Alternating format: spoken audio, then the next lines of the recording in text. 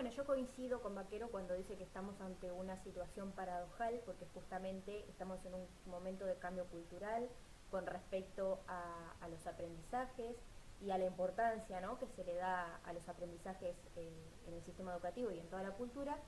Sin embargo, es paradojal porque nos encontramos en ambientes o en instituciones educativas en las que sigue rigiendo esta idea de mercado, esta idea de lo empresarial,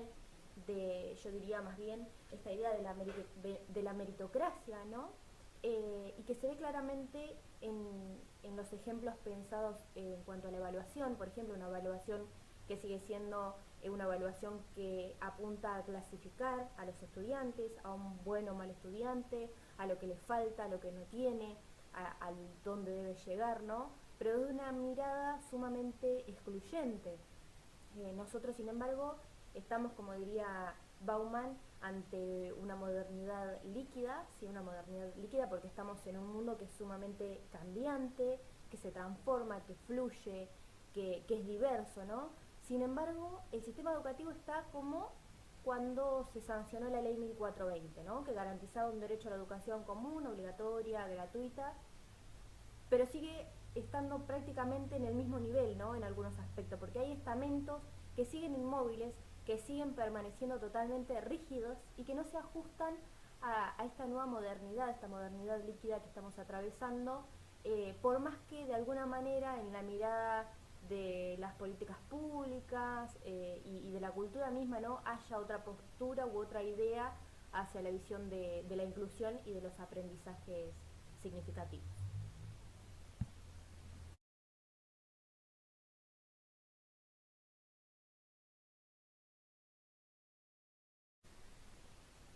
Bueno, por supuesto que también coincido con que el sistema educativo, si bien de alguna manera se intenta garantizar el derecho a la educación para todos y todas, de alguna manera sigue siendo sumamente expulsivo, ¿no?, por esta idea que planteaba con respecto a la meritocracia.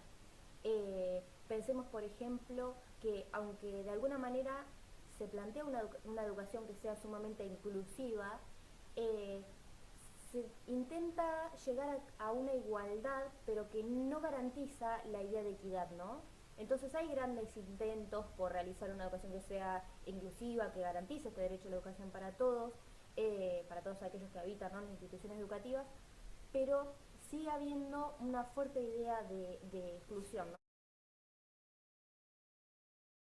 Y esta exclusión también está ligada a la idea de fracaso escolar, que bueno, justamente Vaquero nos dice que esta idea de fracaso escolar está vinculada a las concepciones que hay sobre, bueno, el problema del fracaso está en el individuo, entonces el problema es esa masa individual que se agrupa y así es como se lleva a cabo el fracaso escolar, pero el fracaso escolar pensado desde las individualidades, ¿no? Eh, pero también me gusta a mí pensar en estas cuestiones de fracaso escolar que plantea Flavia Terigi, porque ella justamente habla de que el fracaso escolar se da cuando nosotros, por ejemplo, como docentes, podemos pensar o tener un tratamiento totalmente diferente hacia los estudiantes que están cursando sus estudios acorde a la edad que tienen, ¿no? Y aquellos que están haciendo, por ejemplo, la escuela nocturna, porque se ve claramente que el trato no es exactamente el mismo, vemos que las posibilidades no son las mismas, perdón, y que además no tiene que ver con una cuestión simplemente económica o social, esta idea de exclusión de la educación. También pasa por cuestiones de tiempo, por cuestiones de familias donde los estudiantes y las estudiantes también deben trabajar, donde ya son padres, y estas cosas no son tomadas en cuenta en una institución que de alguna manera pone el foco en pensar en una escuela que sea inclusiva. Sin embargo, aunque intenta ser una escuela exclusiva, sigue excluyendo desde otro paradigma, ¿no?, porque excluye aquellos que no encajan dentro de los horarios y las pautas establecidas en los sistemas educativos. Pensemos también, por ejemplo, en esta idea que plantean, bueno, Magistris y Marguli, que son autores que van a hablar justamente de cómo, de alguna manera, la moratoria social se ha extendido, y sin embargo, aunque se ha extendido y aunque hay muchos jóvenes que van camino a la edad adulta y no buscan formar una familia, sino extender ese lapso de adolescencia, no tienen tampoco garantizado el derecho a una educación superior en muchas oportunidades. ¿Por qué? porque no se corresponde, por ejemplo, con los tiempos del sistema educativo y los tiempos de una persona que está ya inserta en un mundo laboral, porque las contemplaciones no son las mismas, ¿no? Entonces sí, claramente tenemos un sistema educativo que es sumamente expulsivo.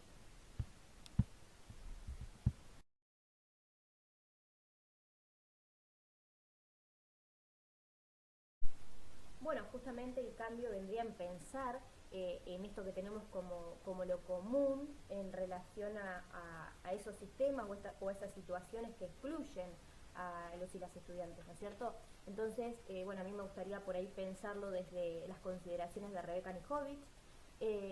porque ella justamente plantea un cambio de perspectiva pedagógico en relación a los sistemas educativos, en relación a las formas en las que pensamos los procesos de enseñanza y aprendizaje, centrados principalmente en los intereses de los estudiantes, en sus gustos, en cuáles son las fortalezas, ¿no? Porque pensemos que el sistema educativo estaba planteado desde una mirada de, bueno, lo que me falta para llegar a el logro de un objetivo. Sin embargo, Rebecca Nijovic va a plantear la mirada de, bueno, lo que yo tengo, ¿sí? Lo que sé, lo que aprendí, con lo que mejor me llevo, para a partir de ahí construir nuevos aprendizajes. Y esta mirada en torno a pensar a una educación que sea inclusiva y que garantice el derecho de todos, no solo a estar y habitar la escuela, sino a pertenecernos, a poder conformar nuestra propia identidad o identidades a partir de la mirada del otro también, ¿no? Es sumamente significativo si lo miramos desde esta postura. Entonces yo creo que un cambio sería ese, ¿no? Enfocarnos justamente en pensar cómo planteamos una educación que mire más a lo particular, ¿sí? A lo particular para no llegar a una idea de educación homogeneizadora como ya sucedió durante muchos años atrás, porque si bien, como dije anteriormente, hubo muchos cambios, aún hay muchos estamentos que se siguen manteniendo como esta idea de evaluación. Entonces, poner el foco en cómo aprendemos, en la metacognición, en que cada uno sea responsable, constructor y partícipe de sus procesos de enseñanza y aprendizaje, me parece que es sumamente significativo y que sería el camino correcto para construir una educación de calidad. Bueno, yo creo que para poder pensar en de alguna manera validar o poner el foco en el valor de la educación actualmente y principalmente pensando en este sistema o en esta nueva perspectiva que ha acarreado la pandemia mundial de la que nadie estaba esperando, ¿no? Nos lleva a pensar justamente en una mirada que vaya un poco más allá, ¿no? Que nos permita pensar en el otro, que nos permita pensar en las emociones, dice Vaquero justamente, pero en estas emociones que, si bien siempre se hace hincapié, pero se hace hincapié en las emociones positivas y no en las negativas, y la pandemia ha acarreado muchas emociones que van más por el lado de lo negativo. Entonces, ¿de qué manera la escuela toma un valor fundamental o primordial o un valor más óptimo en relación a este nuevo contexto que vivimos? Bueno, será necesario pensarlo a partir de diferentes políticas públicas, por ejemplo, ¿no? Y yo pienso que quizás con esta idea del sistema ATR fue un camino bastante fructífero para pensar a la escuela desde otra perspectiva, con otro valor. Eh, Sin embargo, yo creo que de alguna manera se desvirtuó, ¿no? Porque la idea era justamente que